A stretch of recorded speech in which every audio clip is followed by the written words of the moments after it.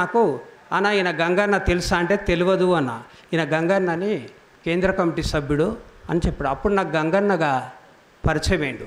అక్కడనే మహేష్ కూడా ఉండు, సంతోష్ రెడ్డి, వీళ్ళందరినీ అప్పుడు నేను మన దివాకర్ను కలవడానికి పోయినప్పుడు వీళ్ళందరూ అక్కడ ఉండి నాకు పాటలు ఇచ్చారు.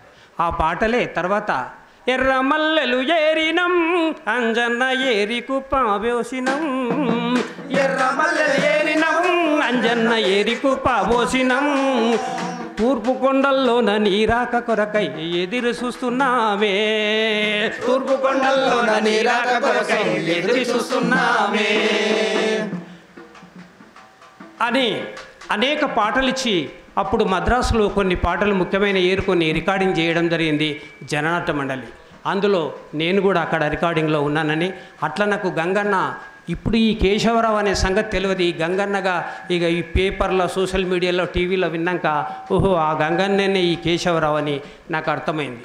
అట్లాగే విజయలక్ష్మి అని సిఎంఎస్లో పనిచేస్తూ హైదరాబాద్ జిల్లాలో మన టీపీఎఫ్ తెలంగాణ ప్రజాప్రింటు భూమయ్య అధ్యక్షుడిగా ఉన్నప్పుడు హైదరాబాద్లో క్యాంప్ పనిచేసేటప్పుడు మేము సిఎంఎస్ నుంచి విజయలక్ష్మి నేను పీకేఎం నుంచి వచ్చి పాటలు పాడి చాలా ఇన్స్పైర్ అయ్యి చాలా క్లోజ్గా ఉండేవాళ్ళం. నన్ను తాత అని పిలిచేది విజయలక్ష్మి, మేము విజయ్ అని పిలిచేము. కొన్ని మన సంఘాలలో వరుసలు పెట్టుకుంటే నన్ను తాత అని పిలిచేది అన్నట్టు. అట్లా విజయ్ క్యాంప్ అని ఈ సుందరయ్య విజ్ఞాన కేంద్రం వెనుక ఇళ్ళల్లో కూడా ఈ ఇందిరా పార్కు దగ్గరలో కూడా ఈ బస్తీలలోకి వెళ్ళి అన్ని బస్తీలలో హైదరాబాద్లో క్యాంప్ పనిచేసి నాకు 2009 నుంచి 2014 తెలంగాణ వచ్చే వరకు 13 వరకు కనబడ్డది. తెలంగాణ వచ్చినాక మళ్ళీ విజయలక్ష్మి కనబడలే. అట్లా విజయలక్ష్మి ఇక్కడ గంగన్న ఇద్దరిని కలిసి విజయ్తోనేమో పనిచేయడం జరిగింది, గంగన్నను కలవడం జరిగింది.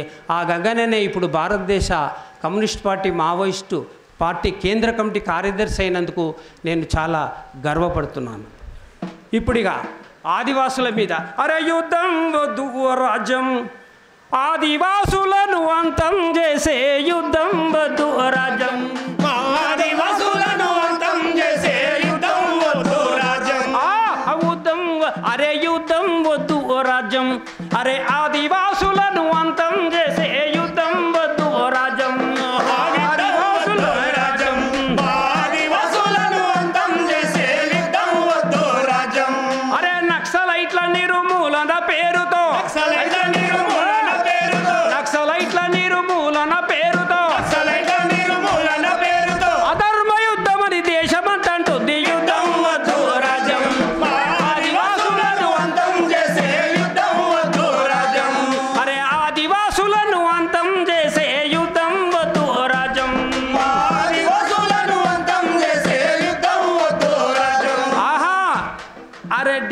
డిఆర్జీలు బస్తరు ఫైటర్స్, డిఆర్జీలు బస్తరు డిఆర్జీలు బస్తరు ఫైటర్స్, డిఆర్జీలు బస్తరు సిఆర్పిఎఫ్ కోబ్రాలు, సిఆర్పిఎఫ్ కోబ్రాలు, సిఆర్పిఎఫ్ కోబ్రాలు, సిఆర్పిఎఫ్ కోబ్రాలు, పారామిలిటరీ బలగాల దింపి, పారామిలిటరీ బలగాల దింపి, పారామిలిటరీ బలగాల దింపి, పారామిలిటరీ బలగాల దింపి, ప్రైవేటు సైన్యం దాడులు చేసే, ప్రైవేటు సైన్యం దాడులు చేసే, ప్రైవేటు సైన్యం దాడులు చేసే, ప్రైవేటు సైన్యం దాడులు చేసే, ఆపరేషను కగారుతో, ఆపరేషను కగారంటూ, ఆపరేషను కగారు పేరుతో, సైనిక దాడి చెయ్యవర్తివి యుద్ధం వద్దు రాజ్యం, ఆదివాసులను అంతం చేసే యుద్ధం వద్దు రాజ్యం, అరే ఆదివాసులను అంతం చేసే యుద్ధం వద్దు రాజ్యం, ఆదివాసులను అంతం చేసే యుద్ధం వద్దు రాజ్యం, అరే నక్సలైట్ల నిర్మూలన పేరుతో,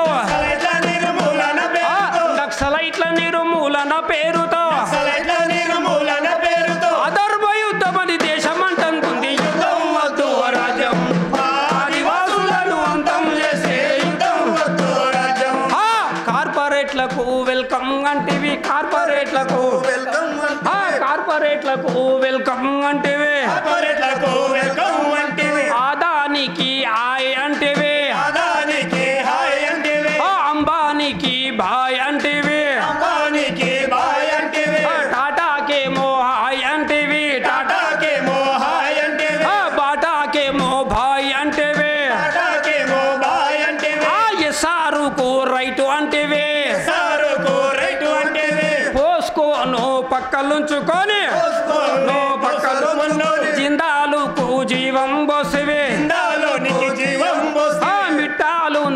మెచ్చుకుంటేవి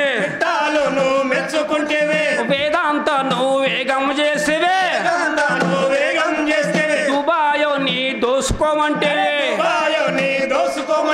దుబాయో నీ దోసుకోమంటేవే ఖనిజ సంపద తవ్వుకోమన్నావు ఉక్కు ఫ్యాక్టరీలు పెట్టమన్నావు బడుగు జీవుల భూములు గుంచి బడా కంపెనీలు పెట్టుకుంటేవి ఆదివాసులను అంతం చేసే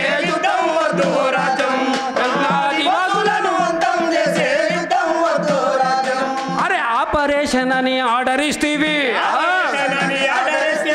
కగారాన్ని గిరిగిస్తేవి బసరు చుట్టూ బలగాల దింపే దండకారణ్యం అంతు చూస్తాంటేవే గుత్తి కొయ్యాల గుడిసెకు నిప్ప ఎదలకు బందుకు సూటు పెట్టినవు దండకారణ్యం గుండెల మీద అరే వైమానిక దాడిలు చేసి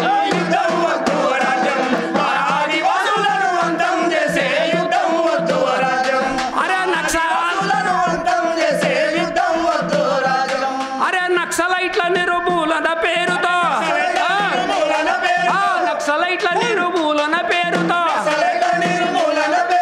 అధర్మ యుద్ధం అని దేశం అంటుంది యుద్ధం వద్దు రాజ్యం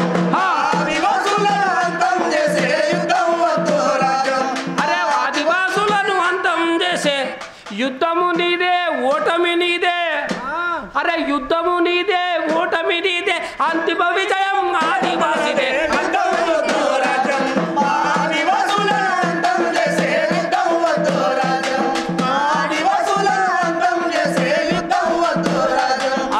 అంతిమ విజయం ఆదివాసిదే అంతిమ విజయం